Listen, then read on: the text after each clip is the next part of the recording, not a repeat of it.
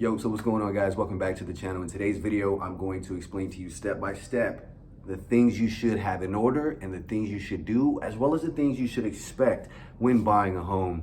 And this is a step-by-step process, so you're welcome. Before we get started, I have to plug myself in, follow my social media platforms, as well as hit the notification bell and subscribe to the channel. That way, when I post a video, you are first in line to be aware of what the hell I got going on. All right, first and foremost, you need to identify what you want in a home. What are the things you can live without, and what are the things you cannot live without? For example, I'll talk about one client in particular. Man and a wife, they've got kids. They wanted a house in Southern California. One of the things that the wife absolutely had to have, because they got 3 kids now.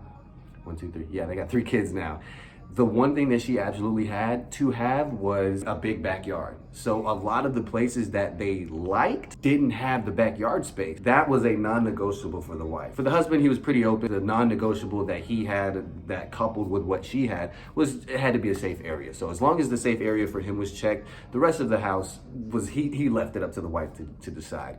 But they have their huge backyard. That was a non-negotiable for the missus. So this is an example of the things that you need to take into consideration when buying your house. What is your non-negotiable? What are things that you cannot live without? What are things you can live without, but that you really want? That way, when you're debating which house to submit an offer for, you'll say, okay, this house has more of the necessities. This house has more of the wants. So we see which one tips to what side of the scale that you prefer. The next item on the list that you have to be aware of are the documents that you need to provide a lender. Just to speed up the process, just so you are prepared, and to speed up the process for the lender, these are the items that you need to have so that you can send it over. Number 1 is gonna be past 2 months bank statements. The second item is past 2 months pay stubs, whether they're digital or physical. Third item on the list, past 2 years of tax return. Have those items prepared so when the lender asks for them, because it is inevitable, you can automatically forward that over, just to make your life easier, make the lender's life easier, and the realtor's life easier as well. Now, another thing on this topic is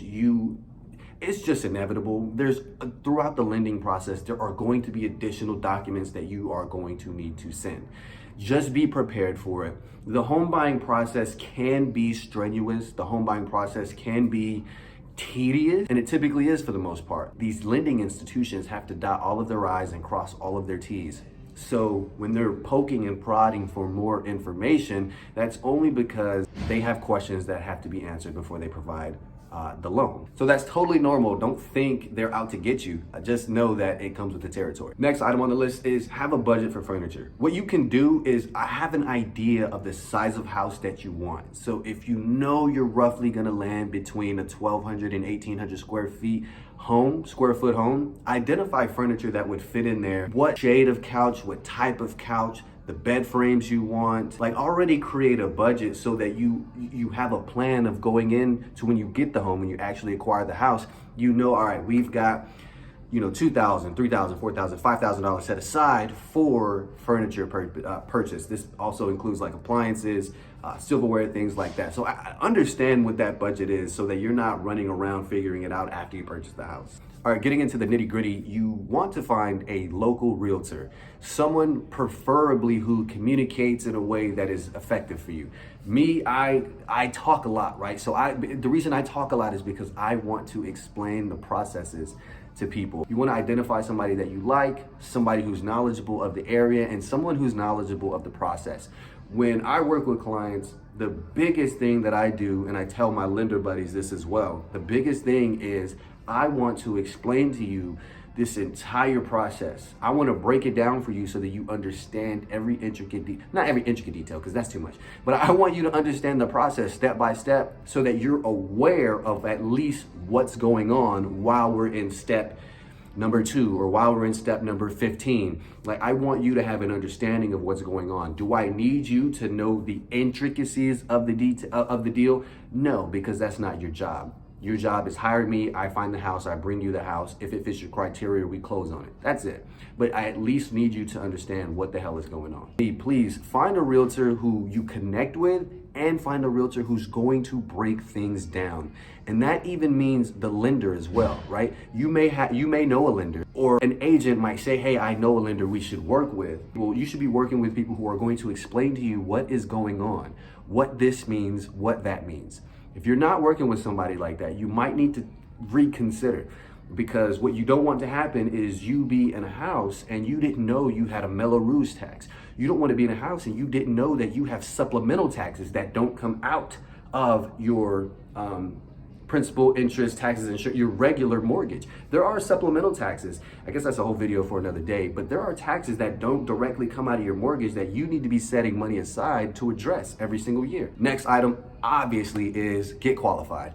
Now, what I see happen very often is people will talk to a realtor, say, this is what I want, this is what I think I can afford.